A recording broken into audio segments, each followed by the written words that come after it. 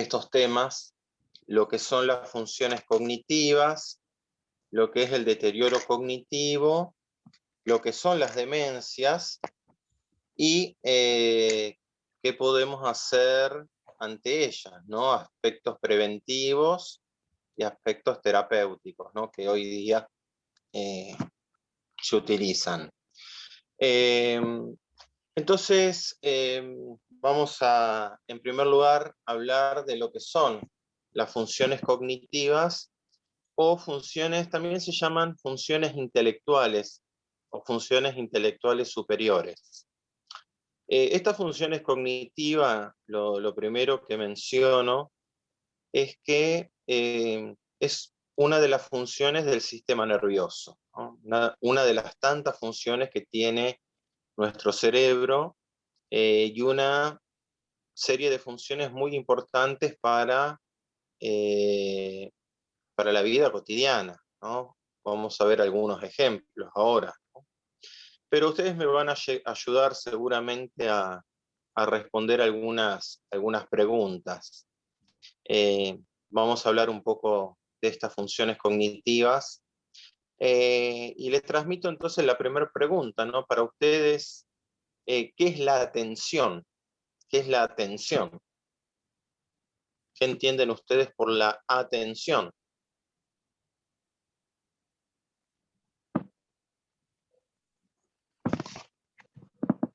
Atención. ¿Qué es prestar atención? Pues escuchar lo que alguien nos dice, ¿no? Observar aquello que vemos de una manera más profunda. Vamos, algo que no te va a pasar desapercibido. Claro. Sí. Para mí sería escuchar con la intención de atender como de entender y como de empatizar. Bien. De entender hasta ese punto, vamos. Muy bien. Tiene que ver con eso, con concentrar nuestro aparato psíquico, ¿no? Nuestra mente en algo, ¿no? Enfocarnos en algo. Por ejemplo, ustedes ahora, que yo estoy hablando, me están prestando atención. He captado su atención.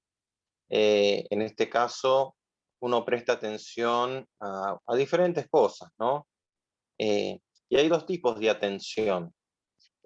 La atención voluntaria, que es la atención que yo decido voluntariamente prestar atención en algo, y hay una atención espontánea, ¿no? Que hay capaz que un estímulo en el medio ambiente, que por ejemplo, en este momento si en la casa, en el lugar donde estoy, ocurriera un ruido estruendoso, fuerte, seguramente uno quitaría la atención en lo que está haciendo ahora y la atención fue captada entonces por ese sonido tan fuerte. Es una atención espontánea y una atención voluntaria. Y bueno, es importante prestar atención para la vida cotidiana. Justamente hoy día en los estudiantes de la escuela primaria o secundaria se habla mucho de los problemas de déficit de atención, de poder prestar atención, ¿no? Y la atención es muy importante porque si uno no presta atención, no hay aprendizaje. Si uno no presta atención a lo que está enseñando el profesor, el maestro, entonces no hay aprendizaje. O sea, la atención es muy importante para la vida de las personas. Y ahora sigo con el tema de la atención. Cuando nosotros tenemos fluctuaciones en la atención, eso se llama distracción. La distracción es una fluctuación en la atención, ¿no? Por algo me distrae. ¿Qué les parece? ¿Qué causa que una persona preste menos atención? ¿Qué problemas pueden causar que preste menos atención? Distracción, ¿no? Del entorno. El no dormir, Perdón, cuando no no duermes, dormí. tienes menos atención. Claro, si no duermo bien en la noche o no duermo, al otro día me va a costar prestar atención. ¿Qué más puede hacer que tengan menos atención? O te distraes por causa del entorno. Porque me distraigo por causa del entorno. ¿Qué más se les ocurre? Factores internos como la depresión. Cuando hay alguna enfermedad en la salud mental, por ejemplo, la depresión puede hacer que preste menos atención a ciertas cosas, ¿no? ¿Qué más? Preocupaciones. Cuando estoy preocupado o ansioso o con un exceso de estrés, puede ser que preste menos atención, ¿no? Estas son situaciones que me pueden llegar a afectar la atención, la capacidad de atención. Hay enfermedades físicas que pueden hacer que yo preste menos atención porque debilitan mi cuerpo. Una persona que esté muy anémica o con problemas de tiroides o con problemas de la glucemia, el azúcar en la sangre. Bueno, eso puede llegar a afectar la atención. La segunda función cognitiva, si volvemos ahí al cuadrito, a la diapositiva, es la memoria. La memoria tiene que ver con la capacidad que tenemos de recordar, ¿no? A ver, voy a ver si les muestro algo que ustedes me van a decir qué es, ¿no? A ver, ¿qué es esto? Muy de moda en la actualidad. ¿Qué es esto? Mascarilla. Mascarilla. Ajá, bien. ¿Y cómo saben ustedes qué es una mascarilla o un barbijo? Acá se lo llama, ¿no? ¿Cómo saben? Porque ya lo conocemos. Claro. ¿Y cómo lo conocimos? ¿Cuándo lo conocimos? Por nuestra experiencia, ¿no? Claro. ¿Hace cuánto ustedes conocen la mascarilla? Uy, casi un año ya. Bueno, un año, un poco más de un año. Algo que quizás en otros momentos no era algo de uso habitual en nuestra vida. Ahora se ha convertido en algo habitual, lamentablemente debido a esta situación de pandemia. Pero evidentemente uno en algún momento vio una mascarilla, vio la forma, aprendió el nombre y eso lo guardó en la memoria. O sea, eso está fijado en la memoria. Y después pueden pasar meses o años y alguien le muestra a ustedes el objeto y ustedes son capaces de identificarlo, ¿no? Entonces la memoria tiene 3 etapas. Está la fijación, cuando yo fijo o adquiero un conocimiento nuevo. El almacenamiento, que es la capacidad de guardarlo, ¿no? Tiene nuestro cerebro de guardar la información. Y la capacidad de evocar, ¿no? O sea que cuando alguien le pregunta, ustedes sacan ese recuerdo almacenado y lo evocan, ¿no? Esas son las 3 etapas de la memoria. Y hay diferentes memorias, ¿no? Está la memoria reciente, es la que de los últimos segundos, ¿no? Del último minuto. Por ejemplo, yo les pregunto, ¿qué hablamos en el último minuto?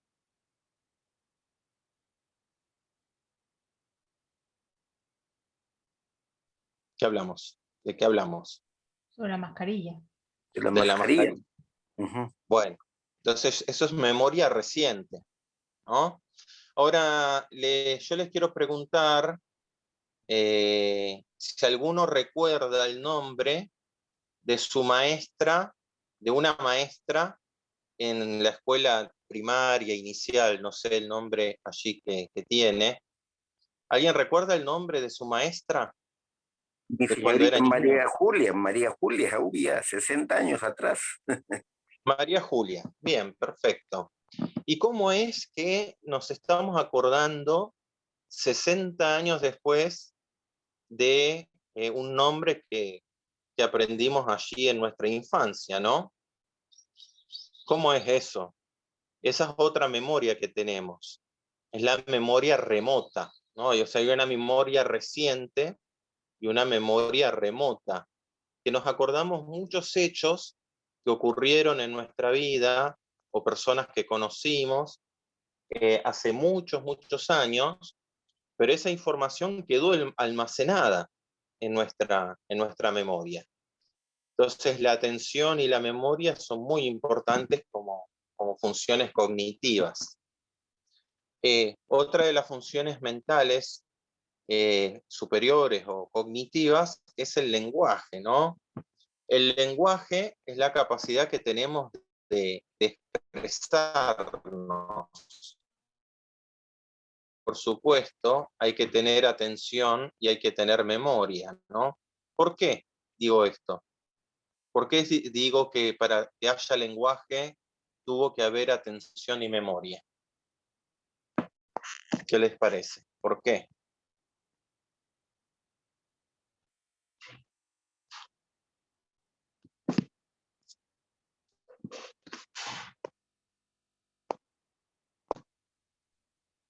Porque ¿Alguien? debemos primero aprender ese lenguaje y luego tuvimos que recordarlo para poderlo transmitir cada vez que fuera necesario. Correcto. O sea que yo tuve que prestar atención, tuve que memorizar determinadas palabras, sílabas, oraciones, y de esa manera fui construyendo y aprendiendo un lenguaje, ¿no? El lenguaje tiene 5 componentes. Por un lado está lo lingüístico, que son las palabras que usamos al hablar.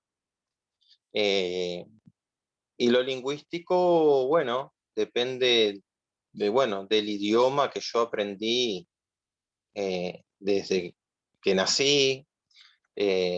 Bueno, eso es lo lingüístico, ¿no? Después hay otro lenguaje que es lo paralingüístico, que tiene que ver con las pausas que hacemos o quizás los tonos que utilizamos cuando nosotros hablamos. Eso es paralingüístico. Después tenemos también a un aspecto kinésico, ¿no? Todos los ademanes que usamos, el movimiento de las manos o del cuerpo cuando hablamos, ¿no? Cómo nosotros nos movemos mientras tratamos de hablar.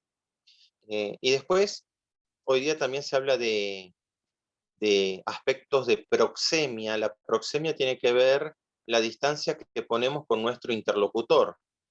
A veces nosotros, con cierto grupo de personas, tenemos una proxemia más cercana y en otros más distante, ¿no? ¿De qué dependerá la distancia que ponemos con nuestros interlocutores? ¿Qué les parece?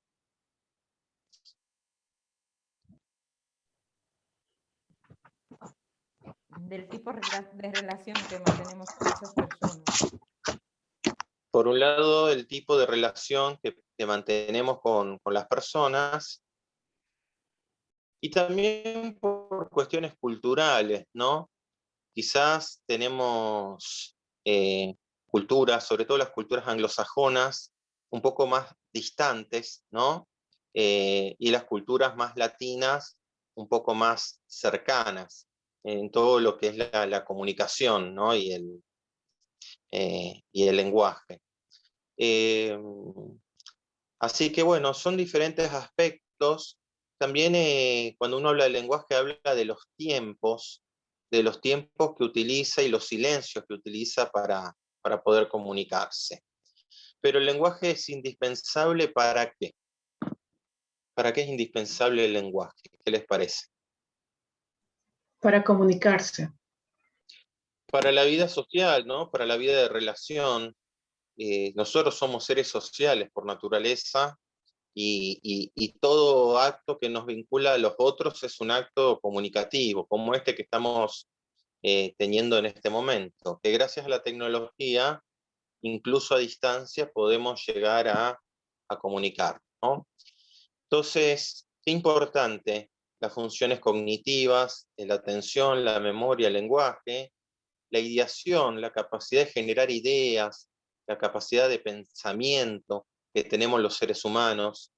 Realmente es notable, ¿no? El desarrollo intelectual que puede llegar a tener una persona, ¿no? También las funciones cognitivas incluyen las praxias, que es la capacidad de repetir movimientos previamente aprendidos, ¿no? Esto pasa, por ejemplo, cuando uno maneja el vehículo automotor. Entonces ahí uno tiene esa capacidad para repetir movimientos que en algún momento aprendió, ¿no? Y las gnosias, esa capacidad de reconocer objetos, ¿no? A partir de experiencias sensoriales, ¿no? Todo esto hace a nuestras funciones intelectuales. Y ahí viene otra pregunta mía. Para que las funciones intelectuales se desarrollen, o les hago otra pregunta antes. ¿Cuándo comienza uno a desarrollar las funciones cognitivas? ¿Cuándo empieza a desarrollar y cómo empieza a desarrollar las funciones cognitivas?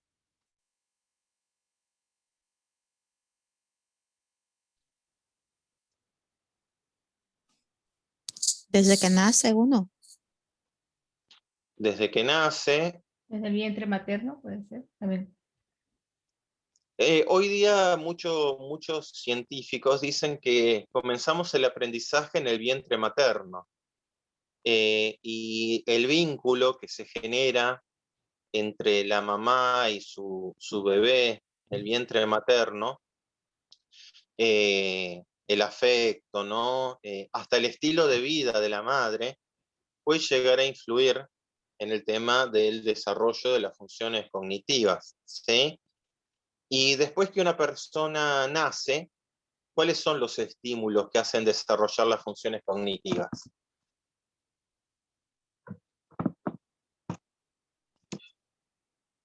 ¿Qué les parece?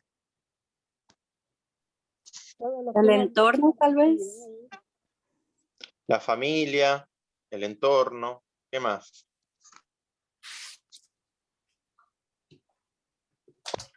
La imitación puede ser.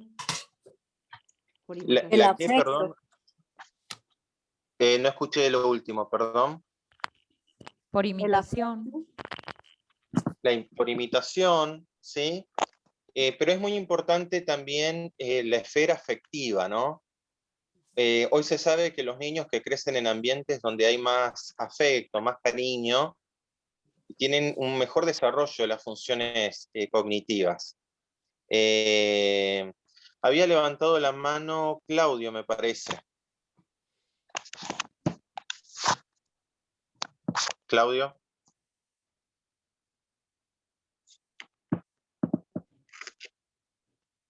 Bueno. Creo que era para saludar. Bueno.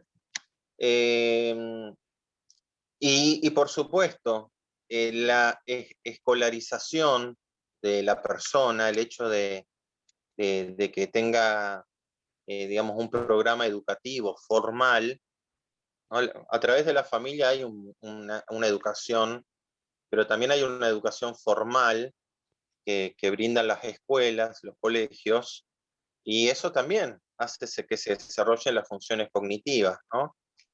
Ahora también hay otros aspectos, ¿no? O sea, hay aspectos físicos como una buena nutrición, o sea, un niño malnutrido va a tener dificultades en el proceso de desarrollo, no solo físico, sino también de las funciones cognitivas, porque el cerebro necesita una buena nutrición para poder desarrollarse, ¿sí?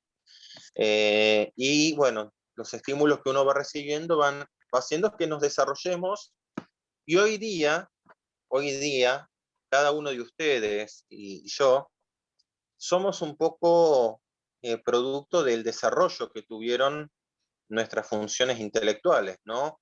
Que de alguna manera nos brindan nuestra identidad, ¿no? Porque nuestra atención, nuestra memoria, nuestro lenguaje, nuestra manera de pensar, nuestras ideas, definen un poco quiénes somos.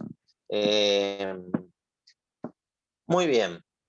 Ahora, la siguiente pregunta que aparece en la pantalla es: ¿cómo influyen las funciones cognitivas en la calidad de vida de una persona?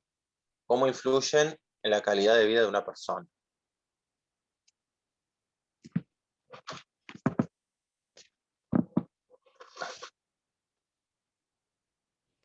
¿Qué les parece? ¿Son importantes para calidad de vida de una persona?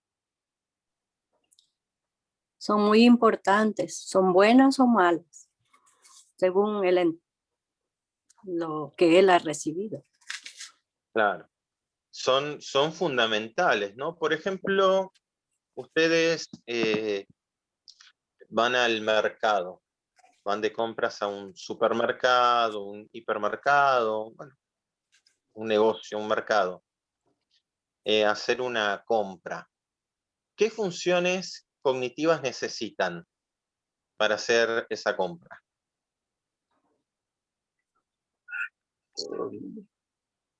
Primero necesito saber lo que estoy buscando, luego voy a ver lo que estoy buscando, lo voy a tocar, a ver el estado en el que está, y pues lo voy a pagar, a comprar. Así que voy a Bien, usar casi todas. vas a usar casi todas. Sí, Vas a, pero casi todo. Sí, porque tengo que ver el precio, tengo que hablar con una persona que me va a vender la mercancía que estoy buscando. Así claro, que pienso La que memoria, el lenguaje, todo eso hay que hacer uso. hay que hacer Ujú. uso de la atención, de la memoria, del lenguaje, del pensamiento, ¿no? Porque tengo que pensar el tema del costo, tengo que pensar el tema de lo que necesito en mi hogar para poder cocinar o productos de limpieza.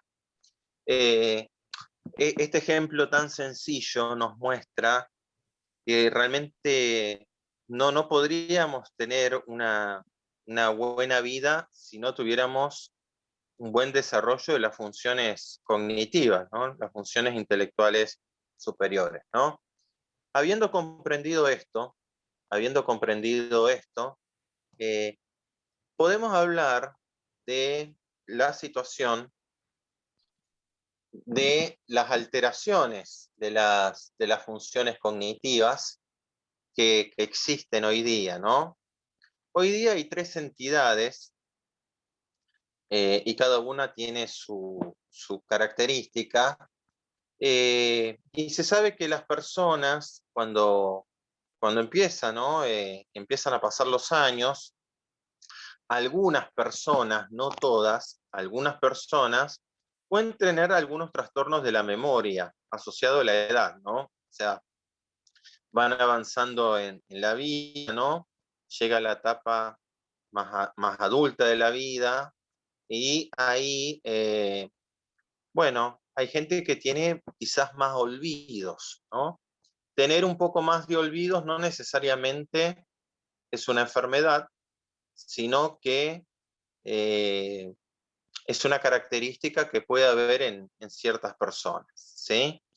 Y sin afectar mayormente su calidad de vida, la persona tiene algunos olvidos benignos, decimos nosotros, que no afectan sus actividades de la vida diaria, ¿no?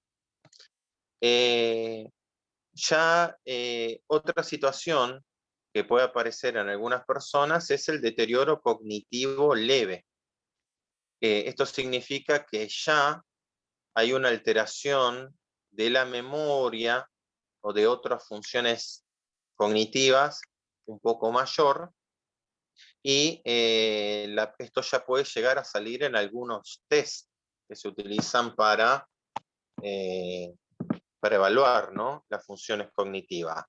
Ruth quería hablar. Levantó la mano. Ruth.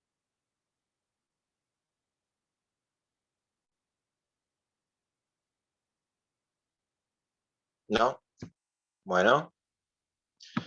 Y después tenemos ya situaciones más importantes que afectan la calidad de vida de las personas y que le damos el nombre genérico de demencias, ¿no? Ustedes habrán escuchado de personas que tienen demencia o están en un proceso de demencia. La demencia justamente es una enfermedad que se caracteriza por una disminución, una alteración en lo que son las funciones intelectuales superiores. O sea, justamente lo que se ve afectado en la persona que tiene demencia es lo que mencionaba hace un rato, ¿no? Se puede afectar el lenguaje, la memoria, la atención, las ideas, el pensamiento, las praxias, las gnostias. Todo eso se puede ver afectado en menor o mayor medida en el proceso de demenciación de una persona. Y las demencias, lamentablemente, son enfermedades cada vez más prevalentes en muchos países y se espera que en las próximas décadas la cantidad de pacientes con demencias aumente 4 o 5 veces. O sea que se espera un aumento importante en los cuadros de demencia. Y ahí hay un listado quizás de las demencias más frecuentes. Ahí tenemos la enfermedad de Alzheimer como quizás la demencia más frecuente hoy día, pero en segundo lugar la demencia vascular. Entre la demencia tipo Alzheimer y la demencia vascular aterosclerótica, estaría más o menos cerca del 85-90% de las demencias. Después hay otras, ¿no?, que pueden tener la persona, frontotemporal, por cuerpos de Lewy. Bueno, hay muchas más, pero ya son menos frecuentes. Entonces, la demencia, repito, se caracteriza por dos cosas. Una es una pérdida progresiva, ¿no?, de las funciones intelectuales superiores, y por otro lado, hay una afectación en la calidad de vida de la persona, en lo que es la capacidad de hacer, digamos, las cosas cotidianas que uno venía haciendo como lo hacía antes. O sea, se pierde un poco la capacidad de hacer las actividades de la vida diaria.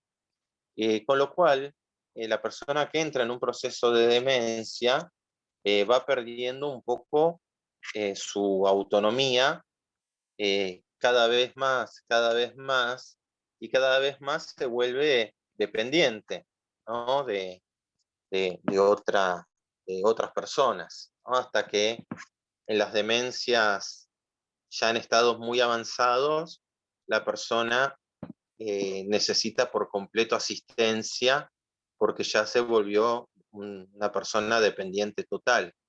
para las actividades de la vida diaria, las actividades cotidianas.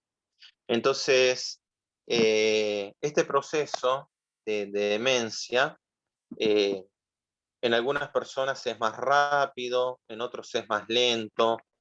No sé si alguno de ustedes tiene algún conocido o algún familiar con esta situación de demencia que quiera compartir un poco la vivencia.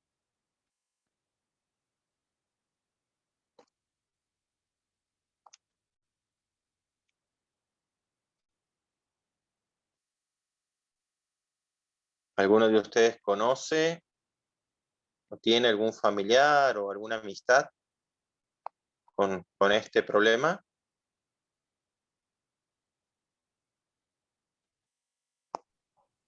Yo tuve a mi tía 10 años con Alzheimer. Y bueno, hay que contar pues una degeneración progresiva. Los primeros años de vida los vivió tranquila, bien, pero después tuvo, pues eso, empezó con la recaída, le dieron varios ataques epilépticos y ya empezó a estar en cama y bueno, y los últimos años pues fueron bastante duros de vivir, porque además es que ella cogió el Alzheimer con 56 años y duró hasta los 66 y necesitó pues una atención constante. Claro, al ser más joven pues quizá duró más o resistía más a la enfermedad. Claro, no es lo mismo tener Alzheimer con 55 años que tener Alzheimer con 80 años, ¿no? Claro. Sí, sí. Hay, a veces, si bien no es lo más frecuente, puede haber una demencia de aparición precoz, ¿no? Que si bien habitualmente aparece después de los 65, 70 años, hay casos de personas más jóvenes que pueden tener el problema de esta enfermedad, ¿no? Incluso hay muchas películas hoy día que muestran lo que es, ¿no? Esta enfermedad eh, y muestran, ¿no? Cómo la persona va perdiendo la memoria, va perdiendo la orientación en tiempo, en espacio, puede empezar a tener trastornos en la conducta, ¿no? Como negativismo, irritabilidad, cambios en el humor, cambios en el comportamiento, y pueden ir apareciendo una serie de síntomas, y la persona, bueno, ya es incapaz de recordar ciertas cosas básicas, ¿no? Como que tiene que comer, que se tiene que vestir, que se tiene que bañar, y requiere entonces que otra persona la asista en eso, ¿no? Por eso, repito, puede haber una progresión a situaciones cada vez de mayor dependencia, ¿no? Con una velocidad incierta, porque en cada persona el proceso es diferente. Hay personas que el deterioro es rápido y otras personas es muy gradual, ¿no? Muy lento, muy gradual. Sí, habías levantado la mano. No, que como estabas comentando, mi tía, por ejemplo, empezó que se le olvidaba que tenía que hacer la comida a su familia. Y ahí es donde, claro, llegaba mi tío de trabajar, mis primos llegaban del colegio y se encontraban que mi tía estaba ahí sentada, que, ¡ay! Pues si se me ha olvidado, que tenía que hacer la comida, se me ha olvidado.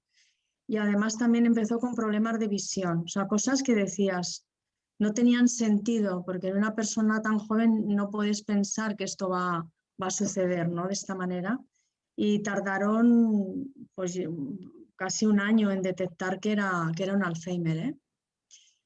Porque sí, tardaron casi un año en pruebas y pruebas y pruebas. Sí, sí. Sí, a veces, bueno, quien se empieza a dar cuenta justamente es el conviviente, que empieza a notar en su familiar, en su ser querido, empieza a notar ciertos cambios que le empiezan a llamar la atención. A veces la propia persona afectada no se da cuenta de la situación, ¿no? Y bueno, esta es una realidad, ¿no? Y hay, digamos, muchos casos de demencia, pero también no necesariamente, por eso había una pregunta que decía que necesariamente todas las personas mayores van a tener problemas de memoria o de demenciación. No, absolutamente no. Hay personas, y yo tengo pacientes de más de 90 años, varios, y no tienen ningún problema ni de memoria, ni de atención, ni de lenguaje, sino que sus funciones cognitivas están totalmente intactas, ¿no? O sea que algunas personas se ven afectadas, pero otras no. Ahora, ¿qué es lo que se hace? ¿Qué se puede hacer, por un lado, para prevenir y por otro lado, para abordar a una persona que ya tiene el problema? Yo ahí preparé también esta diapositiva. Entonces, por un lado, las demencias vasculares o ateroscleróticas, que se las llamaba antes así, tiene que ver con que se obstruye la circulación de las arterias que llevan oxígeno y nutrientes al cerebro. Entonces, ante esta situación, uno tendría que pensar qué cuestiones hacen que se obstruyan las arterias de nuestro cuerpo. ¿Qué les parece? ¿Qué hace que se obstruyan las arterias de nuestro cuerpo, de nuestro cerebro? La Alimentación. mala alimentación. Claro, por un lado, una dieta rica en grasa, en colesterol, va a hacer que las arterias tiendan más a taparse. Es así. El cigarrillo, ¿no? El hábito de fumar, hace que las arterias también se tapen. El sedentarismo, el no caminar, bueno, tiene que ver con cuestiones de hábitos, sobre todo. El tema es que cuando una persona empieza a tener obstrucciones en las arterias cerebrales, en sus ramas, o pequeños infartos en el cerebro, puede llegar a empezar a afectar la función cognitiva, ¿sí? Entonces, por un lado, el estilo de vida tiene mucho que ver con, digamos, con el tema de prevención. Y sobre todo, los estudios de investigación muestran que la mayor prevención viene con el ejercicio físico. La persona que regularmente hace ejercicio físico, sale a caminar, bueno, se mantiene activa físicamente y estimula la circulación, tiene menos riesgos, ¿no?, de esta demencia vascular, que es una de las más importantes, ¿no? También el aspecto preventivo está vinculado a la alimentación saludable, ¿no? Se han hecho estudios con la dieta mediterránea, bueno, que ustedes conocen quizás más a fondo, con un consumo bueno de frutas, verduras y oleaginosas. Ese tipo de alimentación tiene un efecto preventivo de la enfermedad cognitiva también. Hoy día, por ejemplo, lo que son los medicamentos para las enfermedades tipo demencia no han demostrado un efecto curativo.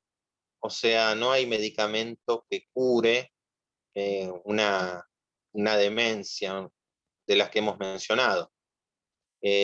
No, los fármacos, a lo sumo, lo que procuran es enlentecer la progresión de la enfermedad, pero no van a curarse por los medicamentos que uno puede tomar. Pero sí, algo que ha demostrado muchísima utilidad, y es una medida no farmacológica, es la estimulación cognitiva. Es ejercitar las funciones intelectuales superiores, ejercitar la capacidad de atención, ejercitar la capacidad de memoria, ejercitar el lenguaje, ejercitar el pensamiento, las ideas. Bueno, todos esos ejercicios que hacemos sobre nuestro sistema nervioso tiene un efecto preventivo y terapéutico, ¿no? Porque también se puede utilizar en personas que ya tienen deterioro cognitivo leve o tienen demencia, ¿no? Y bueno, vamos a repasar un poquito cuáles son, ¿no? Por un lado, la ludoterapia, ¿no? Que la ludoterapia significa jugar, ¿no? Jugar los juegos, determinados juegos, pueden hacer que yo pueda estimular mi función cognitiva y mi aspecto motor también, ¿no? ¿Qué juegos se les ocurre que uno puede hacer para estimular la función cognitiva? Juegos que te hagan pensar, como el Parchís. ajedrez, el parchís mismo, sí, y El también sudoku. el sudoku, eso. Está bien, Los, perfecto. los Hay, crucigramas, ¿no? Sopa de letras, hay tantos. hay muchos, hay muchos. Y habría que dedicarle, ahí ponen el dominó, habría que dedicarle todos los días un tiempito a poder estimular la función cognitiva, ¿no? Entonces, todos estos juegos que nos hacen pensar, nos asocian imágenes, uno trabaja la memoria, se tiene que acordar, tiene que pensar determinados movimientos, todo eso es un tipo de terapia preventiva y terapéutica también, ¿no? Por otro lado, se recomienda como prevención y como tratamiento la arte terapia, ¿no? O el arte terapia.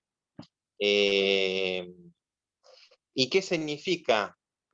Actividades artísticas, ¿no? ¿Qué podría ser que estimule mi función cognitiva?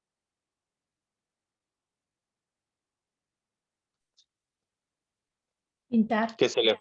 dibujar, Sí. Dibujar, pintar, ¿qué más? Tejer. Tejer, ¿qué más? Cantar también sería, ¿no? La poesía, porque todo eso demanda, pues, poner atención en lo que se va a aprender y repetirlo. Claro.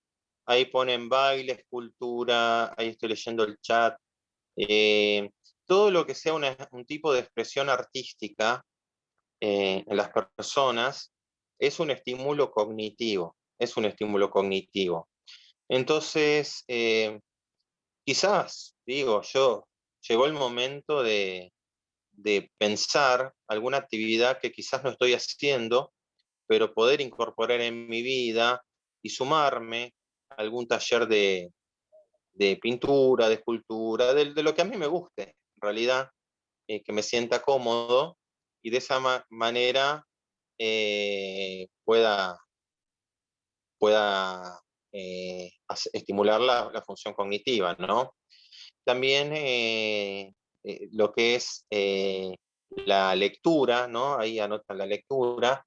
Nosotros hablamos de la narrativa, ¿no? De la lectura comprensiva.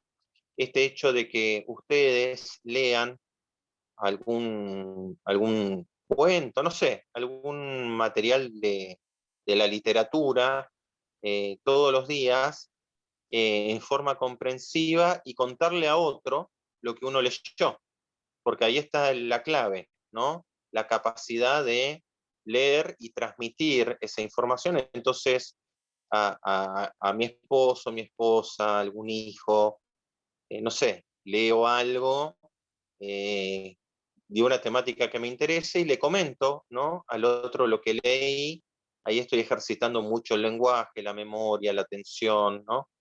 Yo le estoy tratando de esta manera, incrementar, ¿no? Mi reserva cognitiva y preservarla. Hay gente que habla, y hoy se usa mucho, sobre todo en personas que ya están afectadas por demencias, la zooterapia, el poner en contacto a la persona afectada con algún animal, con quien pueda interactuar. Sé que hay experiencias con animales domésticos, incluso con caballos, ¿no? y que sirven como un momento de estimulación cognitiva, ¿no? Ese encuentro con una mascota, ¿no? Entonces, hay muchísimas cosas que podemos hacer, digamos, para estimular nuestras funciones cognitivas. Quizás es una invitación también a cambiar la rutina que capaz que cada uno tiene. Uno tiene una rutina que hace todos los días ciertas cosas, pero capaz que llegó el momento de incorporar algo nuevo, ¿no? Y bueno, y quizás alguna de estas ideas que mencionamos sea una buena idea, y aparte el hecho de, no sé, de poder hacer algo nuevo y dedicarse a algo nuevo también genera un estímulo en lo que es el ánimo de la persona, ¿sí? Yo, por ejemplo, hace 2 años y medio, era como que algo que tenía pendiente y no, la verdad, lo había dejado siempre, pero me entusiasmé y me anoté en una clase de guitarra, así que bueno, estoy ahí aprendiendo guitarra, sacando canciones, y la verdad que para mí es un momento de crecimiento personal, bueno, y de aprendizaje también, y lo disfruto mucho, ¿no? Acá mencionan aprender idiomas, bueno, aprender un instrumento musical, como mencionaba. La jardinería puede ser también un tipo de estimulación cognitiva, así que ¿por qué no? ¿Por qué no dedicar tiempo a eso? ¿Por qué no dedicar atención a eso si es algo que nos puede llegar a hacer bien, ¿no? Entonces, todo esto, ¿no? El jugar, el desarrollar nuestra esfera creativa, artística, ¿no? El hacer cosas, ¿no? El leer, el poder leer, el poder escuchar, eh, puede significar un cambio en mi vida y tiene un efecto preventivo, ¿no? Toda estimulación cognitiva de lo que son las enfermedades que mencionamos, ¿no? O sea, qué importante entonces es la alimentación saludable, la actividad física, ¿no? La estimulación cognitiva, todo eso hace a mi desarrollo integral, eh, y bueno, y tiene un efecto protector. Eh, entonces, bueno, sepamos, en resumen, no me quiero extender mucho más en el tiempo, que existen opciones y cosas que puedo hacer ante esta situación, y que tratemos de cuidar nuestras funciones cognitivas, de preservarlas, porque de eso depende mucho la calidad de vida que vamos a tener en los próximos años. Así que importante tener todo esto en cuenta. Y bueno, ahora sí, quizás los próximos minutos, si te parece bien, Ángela, los dedicamos a comentarios y preguntas.